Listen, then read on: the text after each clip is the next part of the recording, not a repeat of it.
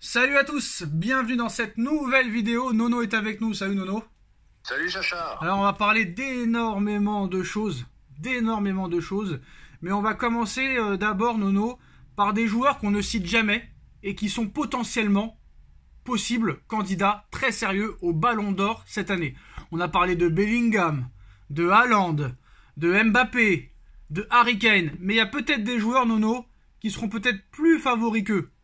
Comme le petit hier qu'on a vu, du Leverkusen, Wirtz, phénomène. Ou peut-être aussi Toni Kroos, Nono. Exceptionnel encore une fois cette année. Tous les ans, il est fini. Alors qu'il n'est pas si vieux que ça à l'arrivée, Nono, hein. Mais Toni Kroos, exceptionnel encore une fois hier.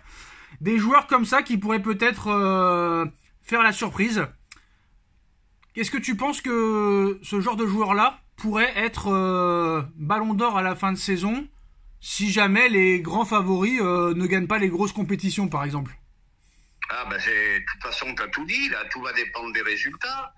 C'est sûr que celui qui va gagner l'Euro sera avantagé parmi les potentiels vainqueurs du Ballon d'Or. Hier, tu as vu le patron, t'as vu un grand patron, après 3 ans d'absence avec la sélection allemande, tu as vu peut-être le meilleur milieu de terrain en ce moment. Voilà, 33 ans, encore dans la force de l'âge, très fort. Alors Nono, hier on n'a pas parlé d'un joueur parce qu'on n'a pas eu le temps, mais je voudrais parler de la saison de ce jeune joueur allemand qui joue au Bayer Leverkusen, âgé de 20 ans, 21 ans dans quelques mois, Florian Wirtz. Exceptionnel cette saison, que ce soit avec la sélection, que ce soit avec le Bayer Leverkusen. Admettons Nono, Florian Wirtz qui fait une saison exceptionnelle avec le Bayer Leverkusen. Pour rappel, le Bayer Leverkusen de Xabi Alonso est premier de Bundesliga avec 10 points d'avance devant le Borussia Dortmund, devant le Bayern de Munich surtout. Encore en lice en Europa League, potentiellement champion d'Allemagne, peut-être la Coupe d'Allemagne, peut-être l'Europa League. Admettons que Florian Wirtz, Nono, continue sur cette lancée, continue sur ses stats et qui gagne par exemple le championnat allemand, l'Europa League, la Coupe d'Allemagne et peut-être potentiellement l'Euro avec l'Allemagne chez lui, est-ce que ce serait un candidat très crédible au Ballon d'Or? Un candidat plus que crédible, un gros potentiel. Voilà, c'est la révélation de l'année. Bravo Monsieur Alonso. Grosse révélation, but magnifique hier, match magnifique. Voilà, c'est tout ce qu'il y a à dire. Maintenant, on verra les résultats en fin de saison. Alors, cette saison, Florian Wirtz, c'est 44 matchs, 12 buts, 19 passes décisives, Nono. Oui, et puis non seulement buteur, est très influent sur le jeu, frappe de balle phénoménale. D'ailleurs, on a goûté sa frappe hier. Non, il y a tous les éléments font que ça peut être vraiment la grosse révélation de l'année. Ouais, il est assez impressionnant. En tout cas, on espère que ce ne sera pas toujours les mêmes, parce qu'ils sont capables de mettre même un joueur qui n'a rien gagné vainqueur du Ballon d'Or. Et il y en a même qui disent, il y en a même qui disent que si jamais Mbappé foire avec Paris et la France, si Bellingham foire avec l'Angleterre et le Real, si Harry Kane foire avec l'Angleterre et le Bayern, si Haaland foire avec City, il serait capable peut-être.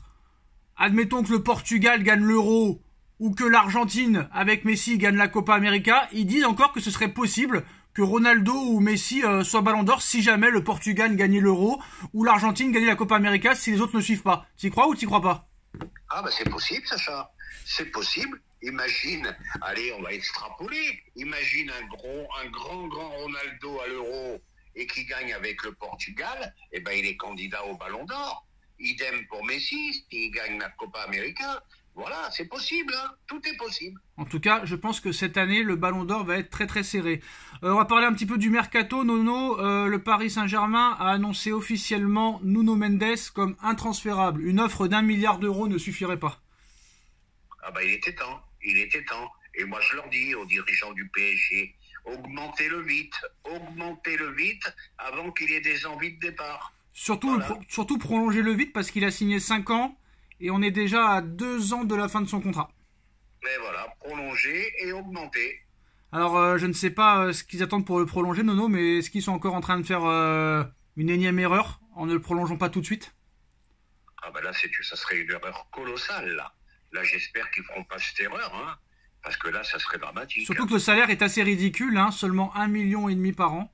Donc, c'est pour ça que je te dis, prolongez-le et augmentez-le très vite. Alors, comme ils ont fait avec Zahir. Voilà. Zahir n'a toujours pas prolongé officiellement, Nono. Hein, toujours pas. Ça va pas tarder, à mon avis. On verra. Alors, le Paris Saint-Germain a la bataille avec le Betis Séville pour Wesley Gassova, 19 ans, ailier droit brésilien. Ayant une clause de 100 millions d'euros, un contrat jusqu'en 2027, Wesley est vu comme un élément crucial pour l'avenir. On va faire à l'ancienne. Contrat ou pas contrat, Nono? Oh, ça me fatigue. J'en peux plus. Les mecs, ils ont 19 balais, on t'annonce des... Ah bah attends, Nueves t'as dit faut y aller à 120 millions. Pourquoi pas lui?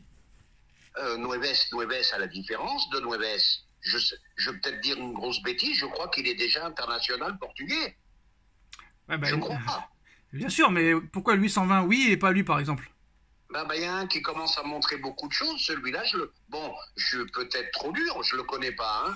Mais voilà, des joueurs comme ça, du jour au lendemain, des sommes faramineuses. Alors, le Paris Saint-Germain aurait, j'ai bien dit aurait, selon le média espagnol Fichailles, le PSG aurait envoyé une offre de 125 millions d'euros au Real Madrid pour Rodrigo, Nono. T'y crois pas? Là, il faut y aller. Non, mais est-ce que t'y crois qu'ils ont envoyé l'offre? Ah, c'est possible. 125 millions, Rodrigo, faut dire oui? Ah oui, il faut dire oui. C'est le prix, hein. Quand tu vois les prix en ce moment, c'est le prix. Et Rodrigo, il a montré, hein, donc on peut y aller. D'accord. Alors Liverpool est dessus. Liverpool serait prêt à mettre 100 millions. Paris 125. Tout dépend d'où il voudra aller. Mais c'est sûr et certain qu'il y aura un sacrifié devant. Hein. Même si Mbappé joue pas au même poste que Rodrigo. Quand tu vois que Hendrick va arriver, plus Mbappé, et si Vinicius, Brahim Diaz, Arda Güler, Joselu, Rodrigo reste, c'est sûr qu'il y en a un qui pourra pas rester, Nono. Joselu, en plus de ça, ils veulent le prolonger comme super joker. D'ailleurs, c'est lui le meilleur buteur du Real Madrid cette année alors qu'il joue même pas titulaire. C'est quand même incroyable, même si Vinicius, je crois, l'a dépassé. Là, il y aurait vraiment embouteillage devant. Et surtout, Nono, la dinguerie, ça a été la polémique de ce matin dans Téléfoot. Aurélien Tchouaméni, joueur du Real Madrid, a annoncé officiellement l'arrivée de Mbappé. Et Téléfoot, Nono, a caché le moment où il annonce, mais ça a filtré. Et on sait qu'il a dit ça à Téléfoot, et Téléfoot apparemment a coupé au montage. Mais Aurélien Tchouaméni a officialisé l'arrivée de Mbappé au Real Madrid en disant: les Espagnols ont conscience du joueur qu'est Kylian, même si quand ils vont vraiment le voir au quotidien quand il va arriver, ils vont se rendre compte de la grandeur du joueur. Il a dit ça dans Téléfoot, mais Téléfoot a enlevé le passage, Nono, mais là, dinguerie de Tchouaméni qui annonce le transfert de Mbappé officiellement au Real Madrid. Qu'est-ce que t'en penses? Tchouaméni, encore un calmelon, encore un qui parle beaucoup, il nous apprend rien. On le sait très bien qu'il va aller au Real. Parler pour rien dire. Jouer au football, messieurs. Arrêtez de vous prendre pour des stars. Hier, je vois Kamavinga mort de rire. Je vois Tchouaméni mort de rire. C'est plus les footballeurs, c'est des stars. Oui, mais là, on parle pas du caractère des joueurs. On parle de Tchouaméni qui annonce l'arrivée de Mbappé, alors que c'était pas à Tchouaméni de l'annoncer, mais bien à Mbappé. Ouais, bien sûr, mais il nous apprend rien. Ils ont besoin de parler, les mecs. Alors Mbappé a dit qu'il annoncerait son départ du PSG avant l'Euro, donc c'est sûr et certain que ça se fera à la dernière journée. Il a fait son cinéma en conférence de presse, j'ai rien à annoncer. Quoi qu'il en soit, il ne fera pas les JO avec le Real Madrid, et il touchera beaucoup moins qu'au Paris Saint-Germain, Nono. Mais je ne sais pas, ce transfert-là, je ne sais pas s'il va vraiment réussir tant que ça. En tout cas, je sais pas, mais je pense que il va y avoir des sacrifiés, ça c'est sûr et certain. Rodrigo à Paris à droite, pour jouer à la place de Dembélé, donc. Eh oui. Donc Dembélé reste ou reste pas? Dembélé, sur ce qu'il montre en ce moment, c'est un joueur qui coûte très cher quand même. Hein. Écoute, si tu as une belle proposition, pourquoi pas. Non, très cher, Dembélé, 50 millions à 26 ans, c'est pas très cher. Hein. Je te dis la vérité. Oui, mais le salaire, tu le connais? Oui, je le connais, mais 50 millions Dembélé, c'est cadeau. Hein. On va pas se mentir. Hein. Oui, faut le vendre. On va pas se mentir. Faut le vendre. Ah, faut le vendre maintenant.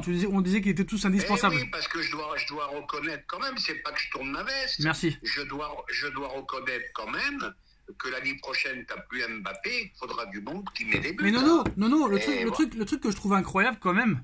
Alors peut-être que je suis un ignorant, je ne sais pas. C'est possible. Je ne suis pas un ignorant pour moi. Je vois que Dembélé a certaines qualités de vitesse, de percussion, de passeur décisif. Mais il n'est pas décisif. Et le problème, c'est que Nono, tout le monde le kiffe. Les supporters du Barça le kiffaient. Les supporters du PSG le kiffent. Les supporters de l'équipe de France le kiffent. Et il a été titulaire dans tous les clubs par où il est passé. Et il n'a pas eu n'importe quel coach. Hein. Tous les coachs du Barça le mettaient titulaire quand il n'était pas blessé. Deschamps l'a toujours mis titulaire. Enrique l'a toujours mis titulaire. À Rennes titulaire. À Dortmund titulaire.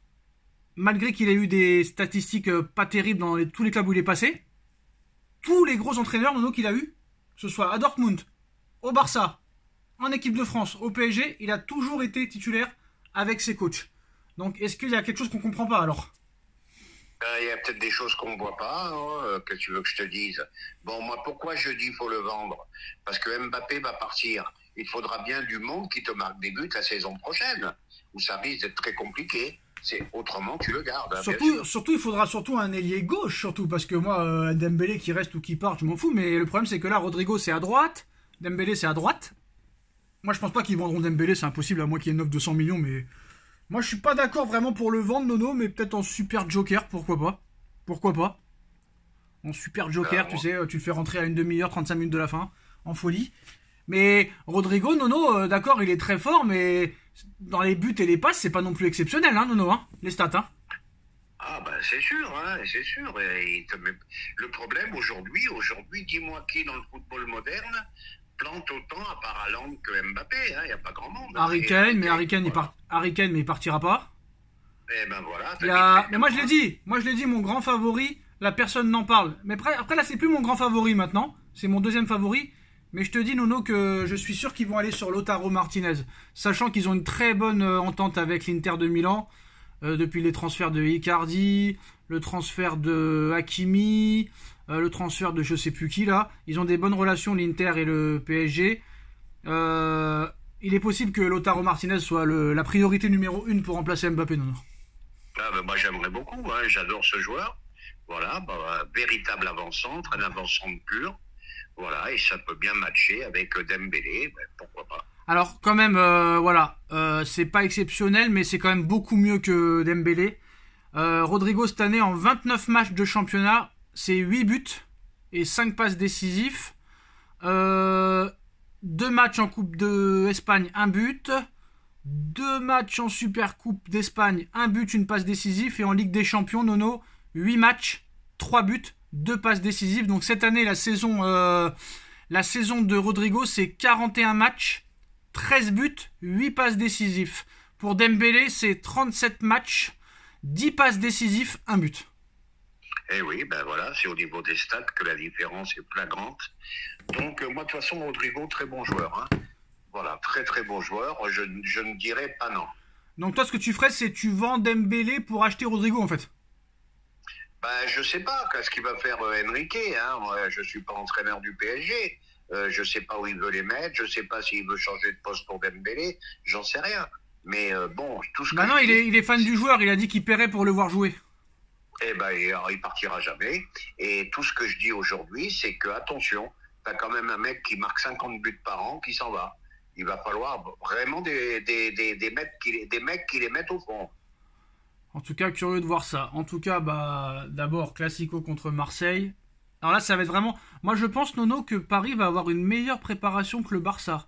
Parce que le Barça va avoir seulement un match avant le match aller. Paris va avoir 2 matchs, et pas des moindres.